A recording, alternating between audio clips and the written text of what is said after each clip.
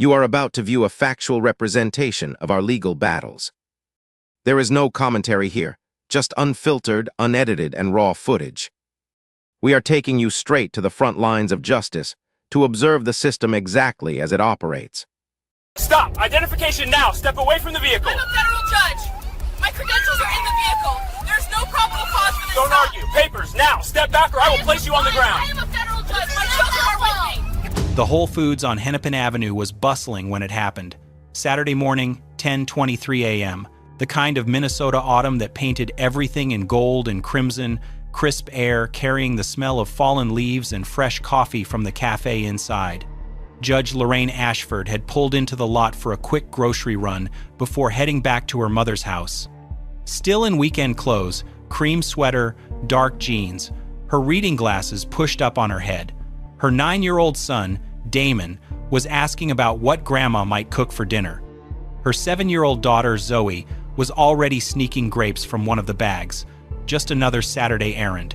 Except 3 ICE agents were stepping out of an unmarked black Tahoe she hadn't noticed parked 2 rows over. Their body cameras were already rolling, recording what would become the most expensive grocery trip in Minnesota history. If you're ready to see institutional racism taken down, like this video and drop a comment telling me where you're watching from. And if this is your first time here, hit that subscribe button right now because you won't want to miss tomorrow's story of cops messing with the wrong people and finding out. Let me know in the comments if you enjoyed this story. Agent Vincent Hargrove led the approach. His partners, Agents Denise Fullerton and Keith Rawlings, spread wide in a tactical formation like they were cornering something dangerous. Lorraine saw them coming as she lifted a paper bag into the trunk. Read the spacing, the hands hovering near their belts, the body language of men who'd already made their decision. 23 years on the federal bench had taught her to read people in seconds. Federal agents, immigration, and customs enforcement patches visible on their tactical vests, moving toward her rental SUV like she was already guilty of something. She knew where this was headed before Hargrove reached her bumper. Zoe noticed them first. Her small hand froze mid-reach for another grape, her eyes going wide at the armed men approaching. The tears started before Lorraine could say anything. Quiet at first, then building into frightened sobs that cut through the autumn air.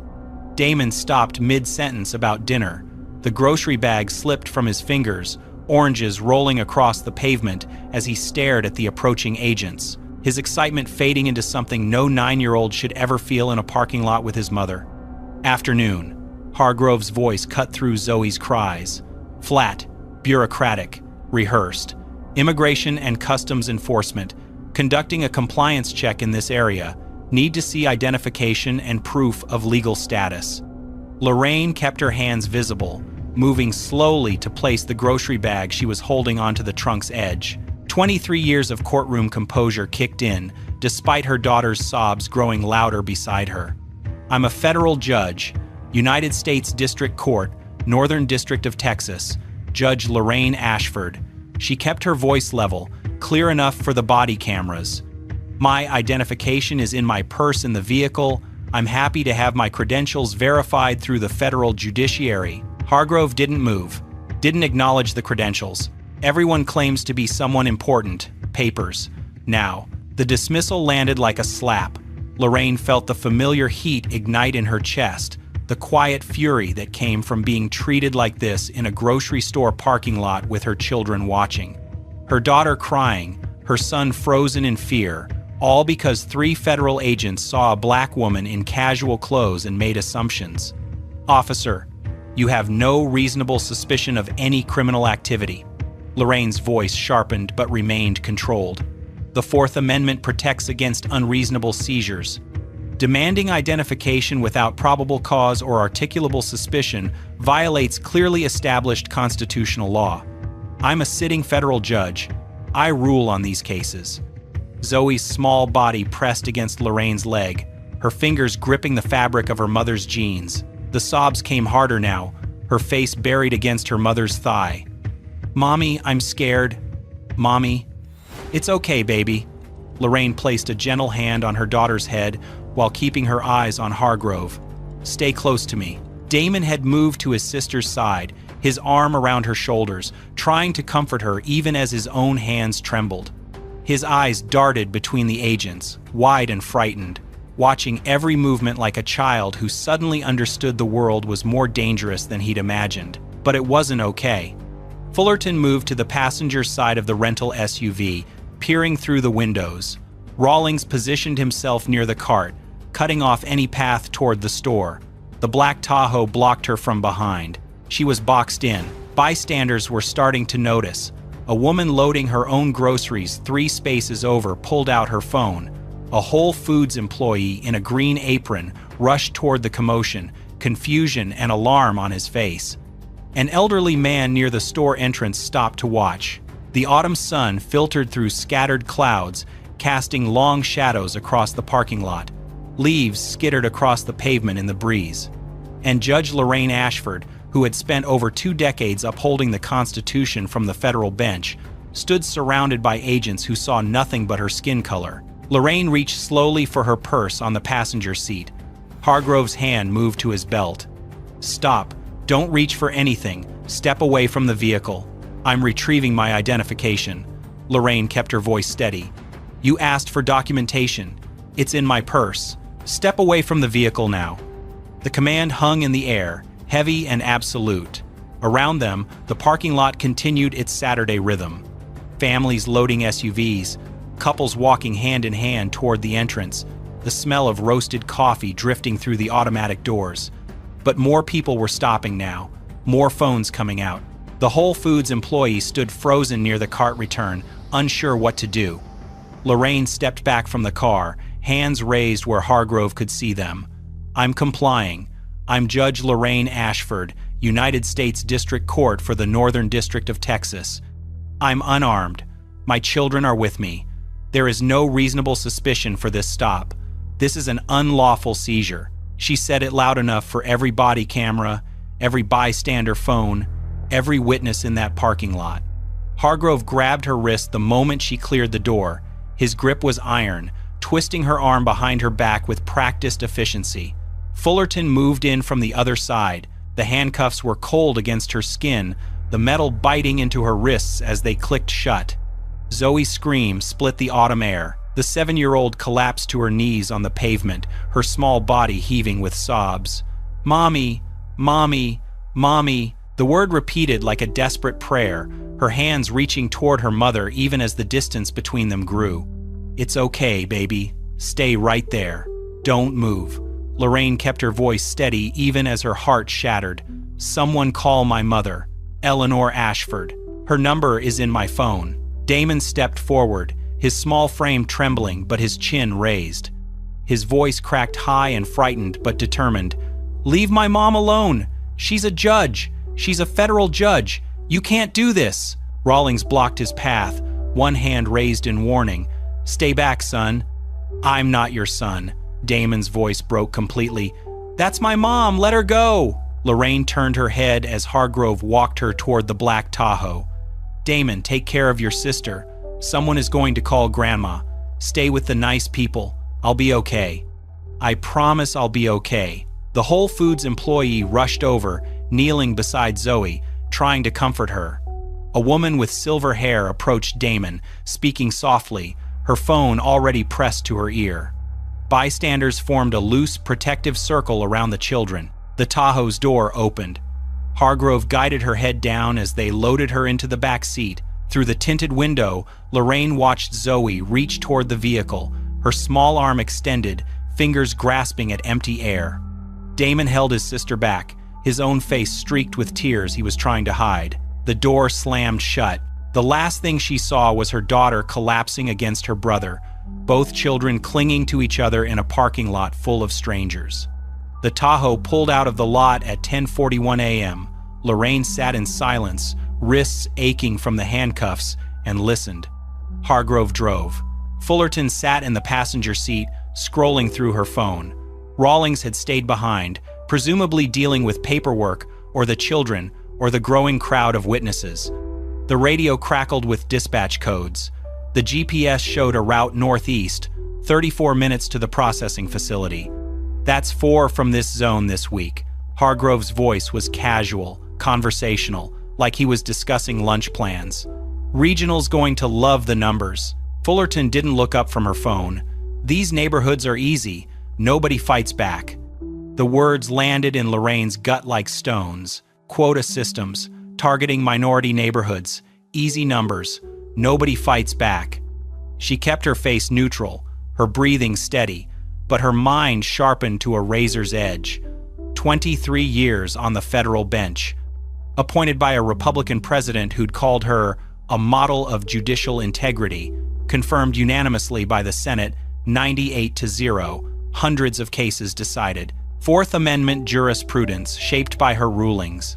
Constitutional law students studied her opinions in classrooms across the country, and here she sat, handcuffed in the back of a federal vehicle, listening to agents casually admit to systematic racial profiling.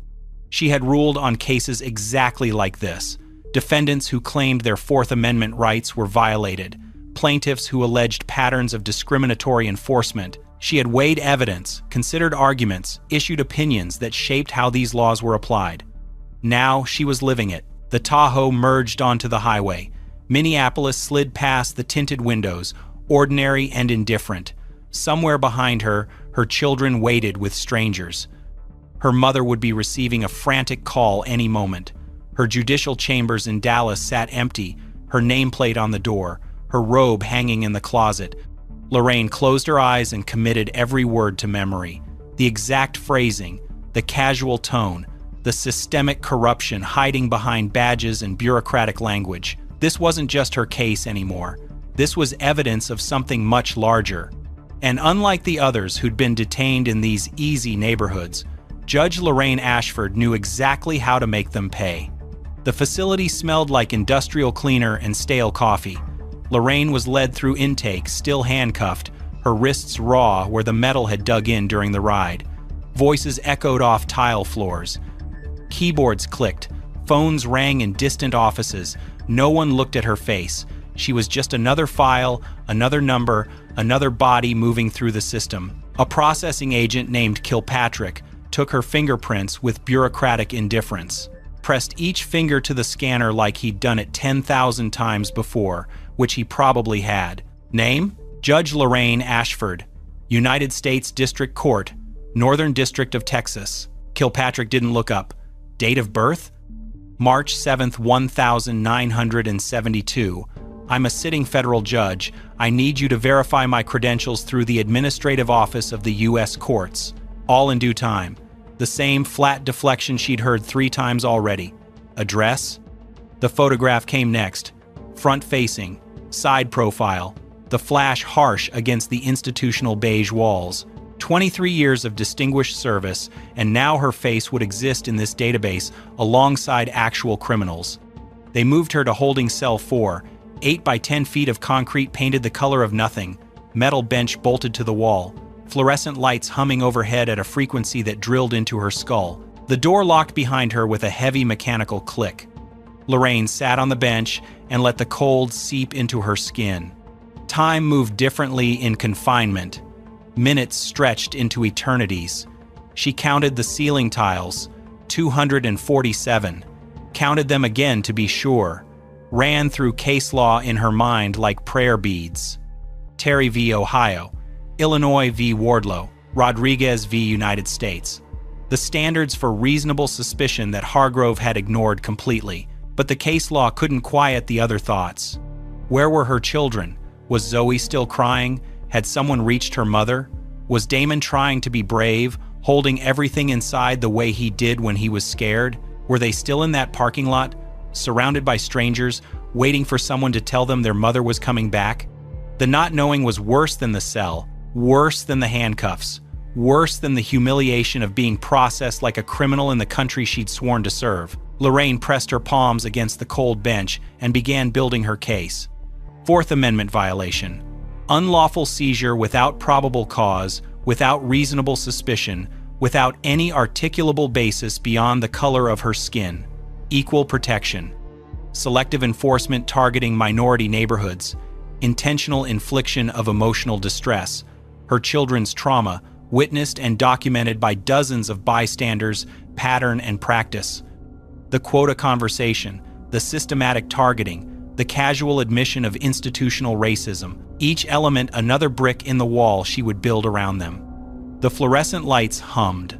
The clock in the hallway ticked forward, and Judge Lorraine Ashford sat in that cell, constructing the architecture of their destruction. 4 hours and 17 minutes after Hargrove had grabbed her wrist in that parking lot, the cell door opened.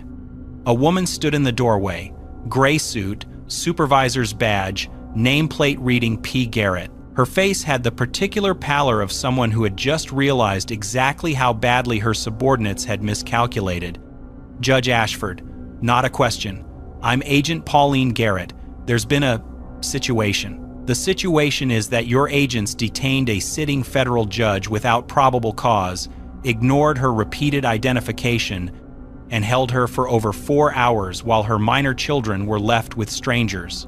Lorraine stood slowly, her legs stiff from the metal bench. That's not a situation. That's a constitutional violation. Garrett's jaw tightened. We've confirmed your identity with the Administrative Office of the U.S. Courts. You're free to go. No apology, no acknowledgement of wrongdoing, just bureaucratic confirmation that they'd made a catastrophic mistake wrapped in language designed to minimize accountability. I want copies of all body camera footage from today's incident. Lorraine kept her voice level, each word precise. I want the incident report. I want the names and badge numbers of every agent involved, including you. I want documentation of the reasonable suspicion that supposedly justified my detention. You can file a formal request through proper channels. I'm filing it now, verbally, on whatever recording devices are operating in this facility. Lorraine stepped closer to Garrett. Agent Vincent Hargrove, badge number visible on his vest during arrest. Agent Denise Fullerton, Agent Keith Rawlings, and you, Agent Garrett. I want all of it documented. Garrett's expression hardened, but her eyes betrayed something else. Fear, maybe, or the dawning recognition that this wasn't going away quietly. We apologize for any inconvenience, Garrett said.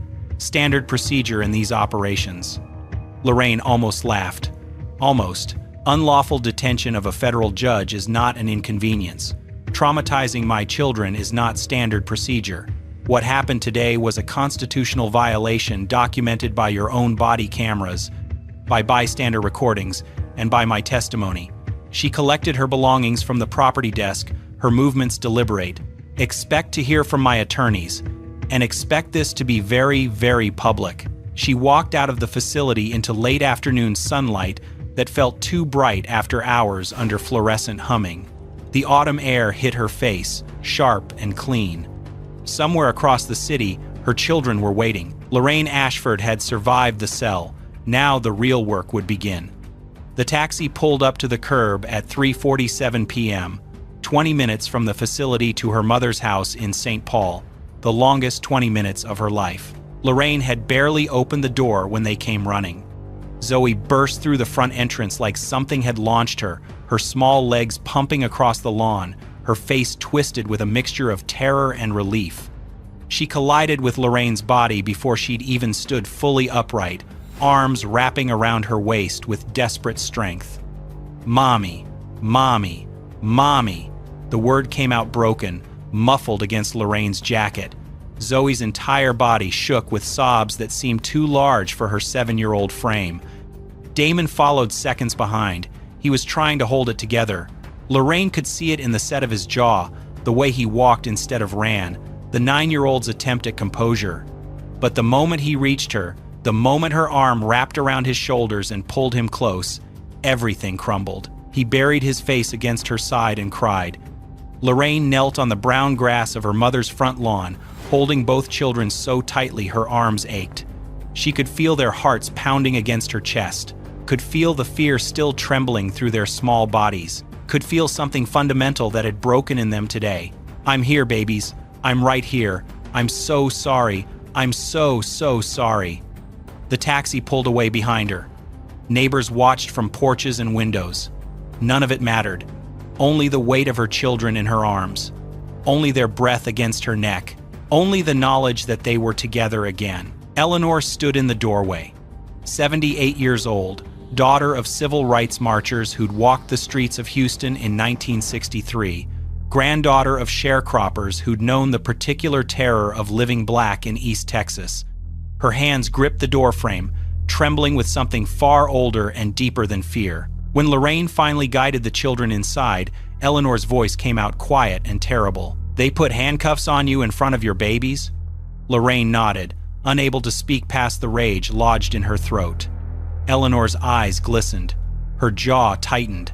60 years of civil rights progress, and here stood her daughter, a federal judge, handcuffed in a grocery store parking lot while her grandchildren screamed. "What are you going to do?"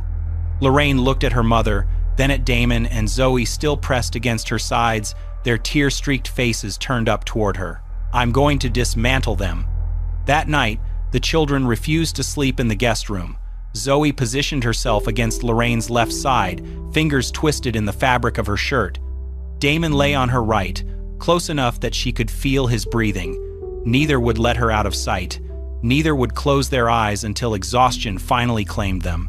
Lorraine lay awake in the darkness, listening to her children breathe, and began to document everything. Sunday morning found Lorraine at her mother's kitchen table, yellow legal pad filled with her precise handwriting. The October sunlight streamed through lace curtains Eleanor had hung 30 years ago. The smell of coffee mixed with the lingering scent of the bacon and eggs she'd made to coax the children into eating. Damon and Zoe sat in the living room, cartoon voices drifting in from the television, neither of them ready to be more than a room away from their mother. Lorraine wrote, timestamps, 10:23 a.m. Agents exit vehicle, 10:26 a.m. First demand for identification, 10:34 a.m. Handcuffs applied, 10:41 a.m. Transported from scene, 2:58 p.m. Identity verified, 3:12 p.m. Released. Badge numbers, Hargrove's visible on his vest during arrest, Fullerton's mentioned during processing, Rawlings captured in bystander footage. Exact quotes. Everyone claims to be someone important. That's 4 from this zone this week. Regional's going to love the numbers. These neighborhoods are easy. Nobody fights back. The quota conversation, word for word, exactly as spoken, committed to memory in the back of that Tahoe, and now preserved on paper. Her children's trauma, Zoe's collapse on the pavement, Damon's cracking voice trying to defend her. The nightmares that would come, the therapy that would be needed, the trust that had been shattered. Her phone buzzed. Another notification. The bystander videos were everywhere now. Lorraine spent an hour downloading every angle she could find. 6 different recordings from 6 different phones. The woman 3 spaces over, the teenager near the cart return, an elderly man by the entrance, a Whole Foods employee who'd filmed from inside. 2 others she couldn't identify, all of them capturing the same thing from different perspectives. Her calm assertions, her credentials dismissed, her children's terror, the handcuffs clicking shut. She backed up each video to 3 separate locations, cloud storage, external hard drive, emailed to herself and her personal attorney. By noon, her phone was ringing constantly. Word had spread through the federal judiciary like wildfire. Colleagues from the bench calling in shock and fury. A Ninth Circuit judge she'd known for 15 years. A D.C. Circuit judge who'd clerked with her decades ago. The chief judge of her own district demanding to know what he could do. The message was unanimous. This cannot stand. Lorraine looked at the legal pad filled with evidence, looked at her children in the next room, still too afraid to let her out of sight, thought about her grandmother who'd marched in Houston, her father who'd been denied service at lunch counters, the legacy of fighting back that ran through her blood. Settlement offers would come, confidentiality agreements, pressure to make this go away quietly. She thought about all the others who'd been stopped in those easy neighborhoods, the ones who didn't have her credentials, the ones who didn't have bystander phones, the ones who couldn't fight back. This wasn't going to be settled quietly. This was going to trial. Samuel Okonkwo's office occupied the corner of the 14th floor in a downtown Dallas high-rise. The walls told his story better than any biography could. Framed verdicts from 30 years of dismantling institutional racism, photographs with civil rights icons, newspaper clippings from cases that had changed how America understood discrimination. Lorraine sat across from him 2 weeks after the parking lot, her documentation spread across his mahogany desk. Okonkwo read in silence, his expression darkened with each page. The timestamps, the badge numbers, the bystander video descriptions. The children's psychological intake forms from their first therapy session, Zoe's nightmares, Damon's sudden fear of anyone in uniform. When he reached the yellow legal pad page detailing the SUV conversation, he stopped, looked up sharply, his reading glasses catching the afternoon light. They said this where you could hear them? Word for word. Lorraine's voice was steady. Hargrove told Fullerton, "That's 4 from this zone this week. Regional's going to love the numbers." She responded that these neighborhoods are easy. Nobody fights back. "And you documented this when?" "Within 6 hours of release. Written notes first, then typed and time-stamped. I also recorded a verbal account on my phone immediately after leaving the facility." Okonkwo leaned back in his chair. A slow smile spread across his face, though his eyes held no warmth, only the cold satisfaction of a man who had just been handed a winning case. "Judge Ashford, they didn't just violate your rights." He tapped the legal pad with one finger. "They handed you the blueprint to expose an entire system, quota-based enforcement, targeting minority neighborhoods, performance metrics tied to detention numbers. This isn't one bad stop. This is policy." Lorraine nodded. "I know. That's why I'm here. They're going to offer you money, significant money, with confidentiality agreements designed to bury this forever." "I'm not interested in money." Okonkwo studied her for a long moment. "What are you interested in?" "A trial. Public. Every document in the open. Every email exposed. Every agent on the stand explaining exactly how they decide who looks illegal." Lorraine leaned forward. "I want the entire country watching when we prove this is systematic." Okonkwo's smile widened. "Then let's give them something to watch." The lawsuit filed 4 weeks later in the United States District Court for the District of Minnesota. The defendants, the United States of America, the Department of Homeland Security, Immigration and Customs Enforcement, and agents Vincent Hargrove, Denise Fullerton, and Keith Rawlings in their individual capacities. The charges were specific and devastating: unlawful detention, violation of Fourth Amendment rights, racial profiling in violation of the Equal Protection Clause, intentional infliction of emotional distress, denial of due process, deprivation of civil rights under color of federal authority. The evidence was overwhelming.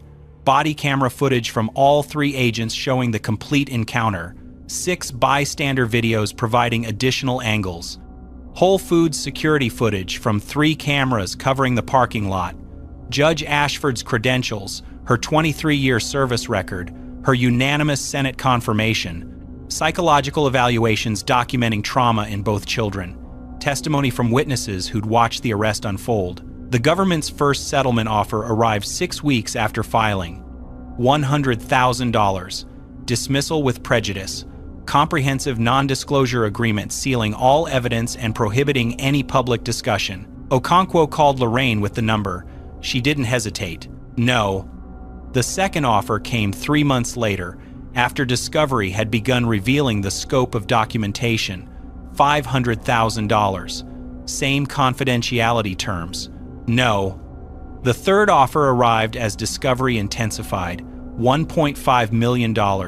No confidentiality requirement this time, just dismissal and silence. Lorraine considered it for exactly as long as it took to think about Zoe's face in that parking lot. "No. We're going to trial." Discovery blew the case open. Okonkwo's team subpoenaed internal ICE communications from the Minneapolis regional office. What came back confirmed everything Lorraine had heard in that Tahoe. Emails discussing performance metrics tied to detention numbers. Supervisors praising agents for high-yield operations in specific zip codes. Maps with minority neighborhoods highlighted and labeled priority zones. Quarterly reports showing bonuses linked to arrest quotas. Training materials that never once mentioned reasonable suspicion or Fourth Amendment constraints. The pattern was undeniable. Detention rates in the targeted neighborhoods ran 4 times higher than in predominantly white areas with identical demographic profiles.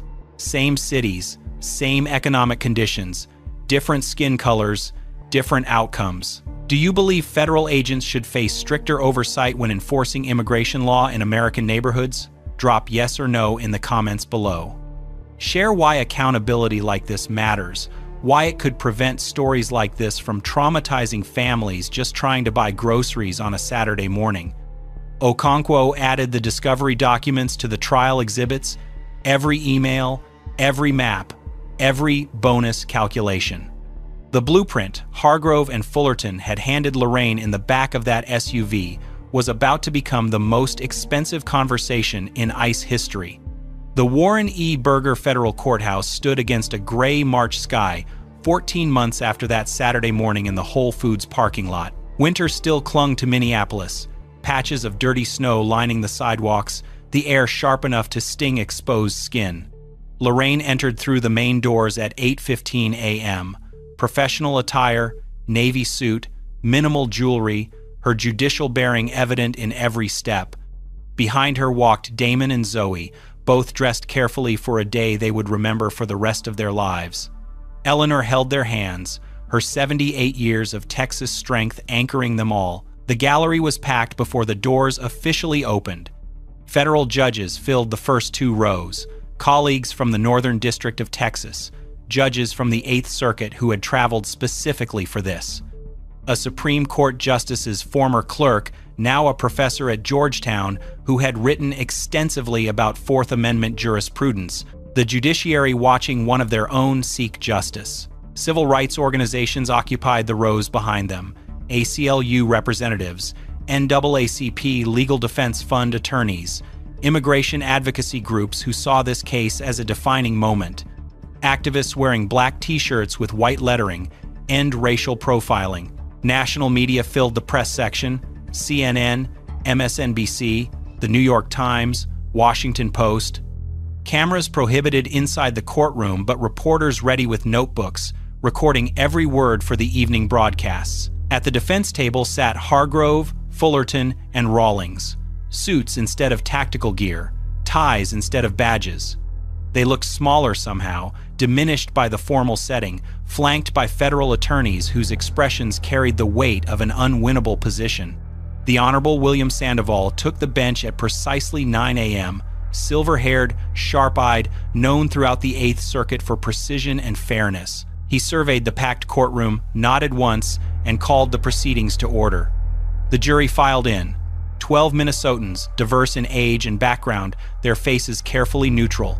8 women, 4 men, a retired teacher, a small business owner, a nurse, a construction foreman, ordinary citizens about to decide extraordinary questions. Okonkwo rose for his opening statement. Ladies and gentlemen, I'm going to show you something. He pressed a button on his laptop. 6 screens around the courtroom flickered to life, displaying synchronized footage from different angles. This is October 23rd of last year. 10:23 a.m., a Whole Foods parking lot. The jury watched Judge Lorraine Ashford load groceries with her children, watched 3 agents converge in tactical formation, watched a 7-year-old girl begin to cry at the sight of armed men approaching her mother. They watched Lorraine identify herself calmly, repeatedly, while the agents dismissed her credentials. They watched her cite the Fourth Amendment, while Hargrove's hand moved toward his belt. They watched her comply slowly, hands raised, voice steady. They watched Zoe collapse to her knees, screaming. They watched the handcuffs click shut. When the footage ended, 2 jurors were wiping their eyes. The rest stared at the frozen final frame, Judge Lorraine Ashford being walked toward a federal vehicle while her children reached for her through a crowd of strangers.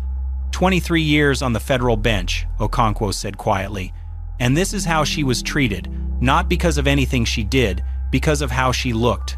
Judge Ashford's testimony lasted 2 days. She walked the jury through her career, graduated top of her class from Howard University School of Law, clerked for a 6th Circuit judge, 15 years as a federal prosecutor, appointed to the bench by a Republican president who called her brilliant and fair, Confirmed by the Senate 98-0, 23 years of service to the Constitution. Then she described that Saturday morning. My daughter noticed them first. Her voice remained steady, but the courtroom felt the weight beneath it. Zoe saw the armed men approaching and started to cry. She was 7 years old, holding grapes she'd snuck from the grocery bag, and suddenly there were 3 federal agents in tactical gear walking toward her mother. She recounted every detail: Hargrove's flat demand for papers, her identification as a federal judge, the dismissal, the escalation, Damon's grocery bag hitting the pavement, oranges rolling across the asphalt, Zoe's sobs growing louder with each passing second. I told them I was a sitting federal judge. I offered to have my credentials verified. Agent Hargrove's response was, "Everyone claims to be someone important. Papers. Now." The quota conversation came next. Defense attorneys erupted with objections. Hearsay, lack of corroboration, prejudicial. Judge Sandoval overruled each one, noting the testimony's relevance to pattern and practice claims. Lorraine recounted the words exactly as spoken. "That's 4 from this zone this week. Regional's going to love the numbers." And Fullerton's response, "These neighborhoods are easy. Nobody fights back." The jury leaned forward. Several took notes furiously. Dr. Helen Nakamura, a child psychologist with 30 years of experience, testified about Zoe and Damon's trauma, the nightmares that still woke Zoe screaming, Damon's inability to see a police officer without his heart rate spiking, trust in authority figures shattered at ages 7 and 9. These children watched their mother handcuffed and taken away for no reason they could understand. Dr. Nakamura explained, the psychological impact of that experience, particularly at their developmental stages, cannot be overstated.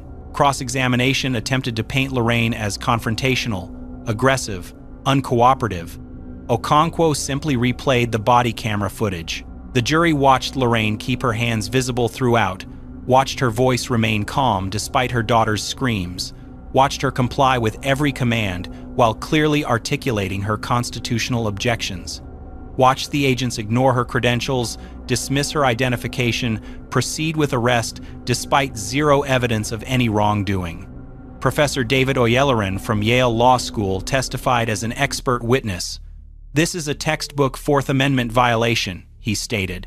"No reasonable suspicion, no probable cause, no articulable facts supporting the stop. Any reasonable officer would have known this detention was unconstitutional. The case law is settled and has been for decades." The defense's qualified immunity argument crumbled under the weight of Lorraine's own expertise. She had cited specific constitutional protections while being detained. She had articulated exactly why the stop was unlawful. She had given them every opportunity to verify her identity and release her. They had proceeded anyway. The jury deliberated for 4 days. Lorraine spent them at her mother's house in Street Paul, the March wind rattling the windows, snow flurries drifting past the glass. She answered Damon and Zoe's questions with age-appropriate honesty, explained what the jury was doing, what guilty meant, what not guilty meant.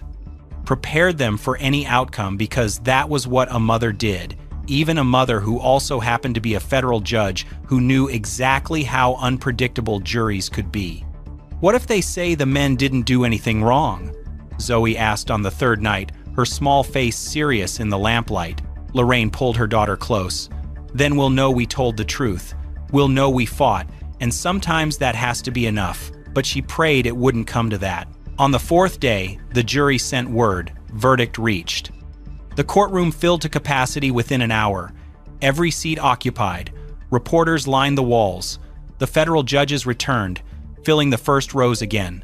Civil rights leaders, community activists, strangers who had followed the case and driven hours to witness the outcome. Damon and Zoe remained with Eleanor in a private room down the hall, shielded from whatever came next. Old enough to understand the stakes, too young to carry the weight of watching it unfold. Lorraine sat at the plaintiff's table, hands folded, breathing steady. Okonkwo beside her, his own composure masking whatever calculations ran through his mind. 14 months of preparation.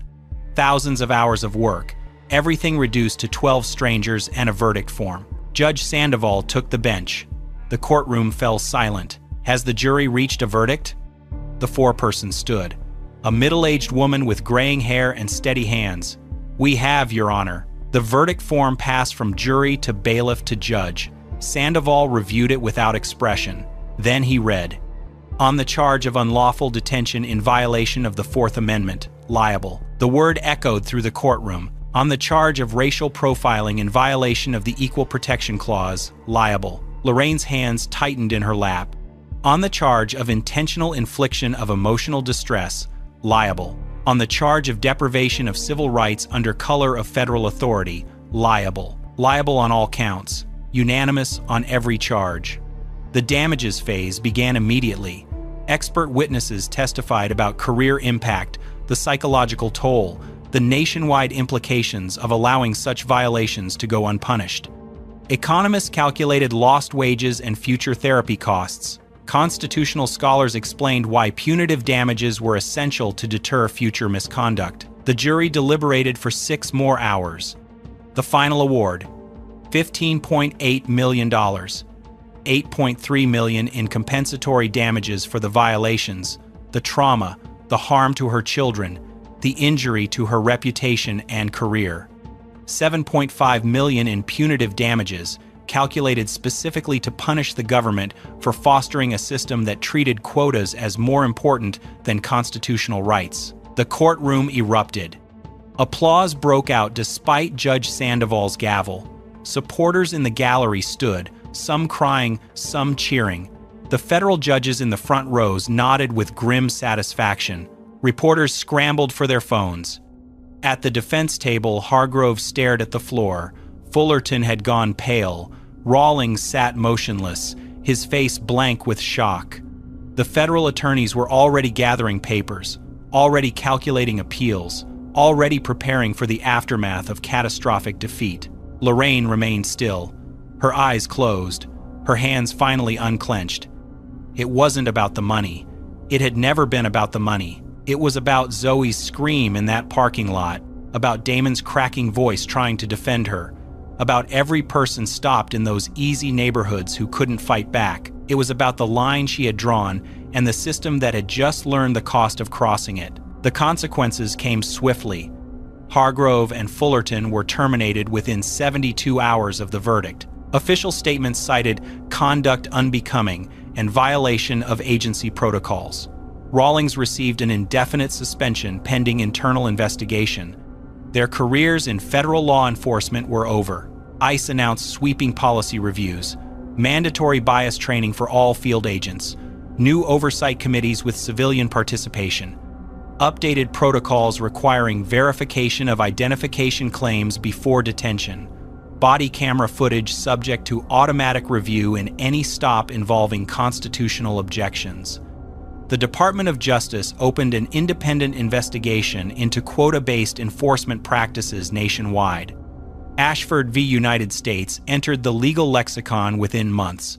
Civil rights attorneys cited it in cases across the country. Law schools added it to constitutional law curricula. The verdict became a reference point, a precedent, proof that Fourth Amendment violations had consequences even when committed by federal agents. Lorraine returned to her bench in Dallas 6 weeks after the trial.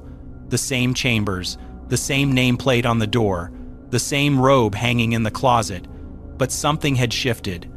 Her rulings on Fourth Amendment cases carried new weight now, written by someone who understood the violations not just as legal abstractions but as lived experience. She established the Ashford Foundation with $3 million of the settlement, legal aid for victims of unlawful detention who couldn't afford representation, scholarships for law students from marginalized communities, Know Your Rights workshops in the same neighborhoods that had been flagged as high-yield zones.